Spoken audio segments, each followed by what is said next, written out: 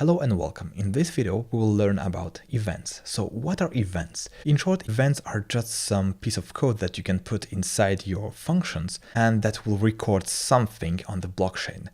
And this something can be a string, a integer, basically a basic type in Solidity. So we usually put events in order to keep a historical trace of the transactions that a given account, and by account I mean an address. And if you don't know, there are two types of accounts in Ethereum. So the first type of account is the user-owned account, and the other one is a contract, which is basically like a user-owned account, meaning it has some storage for Ether, but it has some place in order to store execution logic in the form of a contract, a smart contract. So an event basically can resolve our problem of functions that do not return anything, like setters. Here you can actually see the return, and I don't know how they do it in the Solidity Online compiler, but if you try to get the return value from a setter in a framework like Web3.js or Web3 Java, you won't be able to get the return value, but a transaction received. So in order to overcome that, we can use something that's called events. So we declare it simply by putting event. Let's call it update status.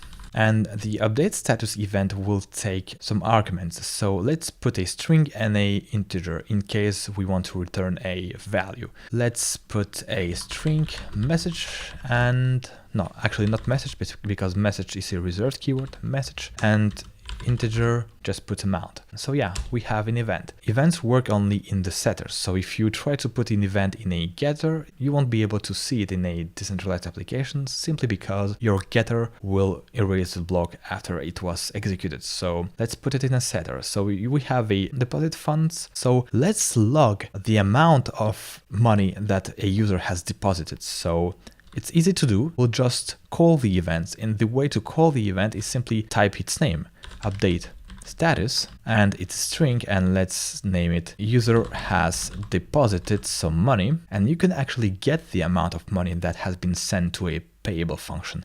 And this can be done with the keyword message.value. And don't forget the semicolon. So now when we will deposit some money, we'll fire a log, and this log will be recorded on the blockchain in a block, meaning later in the future, if we want to see the historical events on the blockchain based on a contract and a specific event, you can listen from block X to block Y for every event called update status on that contract. So that's the way to actually work around the fact that Ethereum is not made for keeping a entirely consultable record data of what's happened through the history. Ethereum is basically there to keep a consensus of what's most important, so it does not waste all the resources in order to keep track of the state of the contract throughout the history, like what was the state of the contract at block 16, what was the state of the contract at block 5. So this task is done by logs, and events actually spawn logs in the blockchain, so it's quite useful. That's why if you put events in a getter, it means nothing, because a getter will erase again a block when it's done. What do we need else? Withdraw money? Yeah, it would be nice to actually get this event here.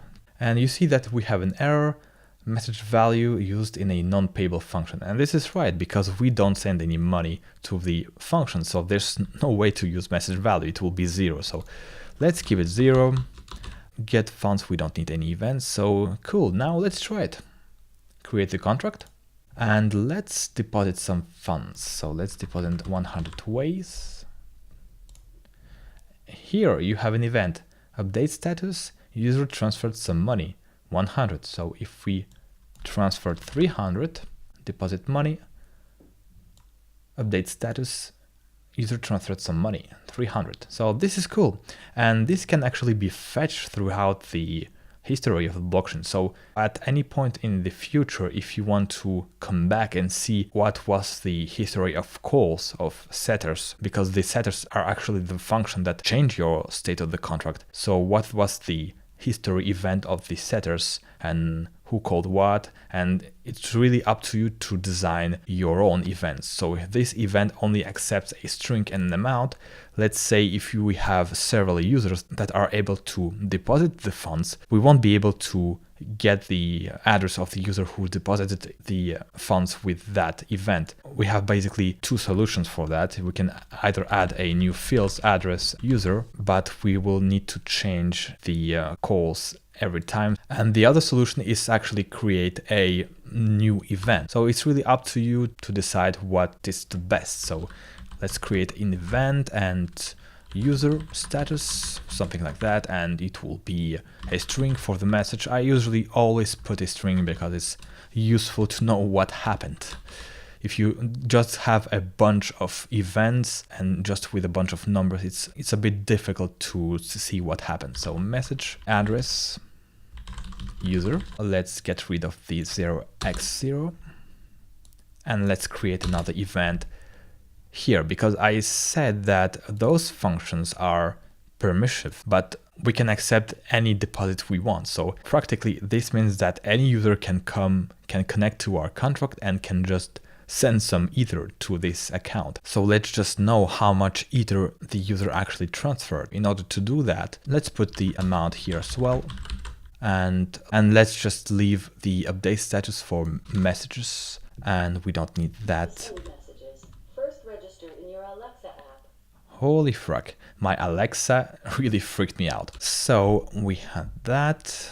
Okay, we have a message, we have a user, we have a amount, and we need to put message user. So user will be message.sender. Remember, we can get the address of the user that is calling the function. So message.sender is the right way to do it. And message.value can be used in a payable function. If it's not a payable function, message.value will be 0 by default. So we have an error. Why do we have an error? Wrong argument count for function call. Yeah, right. It's not update status, it's user status. So we are good. Apparently it is compiling. Just put 0 here, because if not, we will have an error. And let's create a contract. Cool. Let's deposit some money. I'll deposit it from this account. 1,000 ways. Deposit funds. We have a event. User transferred some money. We have the address and 1,000, and the address is the first address. So now let's deposit from the fifth address. So finishing by 148. And let's deposit 50 ways, deposit funds, and we have another event from 148. So you see it's working. It's quite cool. Events are cool. Plus they don't cost a lot of gas. In order to publish them on the blockchain, you can use the events as historical data. So really don't hesitate to put them in your contracts if you want to make a contract with a historical track record. So that's all I have for the events. Yeah, maybe we'll just put an event in a getter to see if it works. I actually don't remember what happens. So update status, get funds, and let's put that someone called a getter. Okay, so put it to 0, don't forget, you will get an error otherwise. Create, and let's call it someone called a getter. Okay, this works, but it won't work in your real decentralized application. So here we are. Thank you for listening, and don't forget to subscribe and share the video if you liked it. See you in the next video.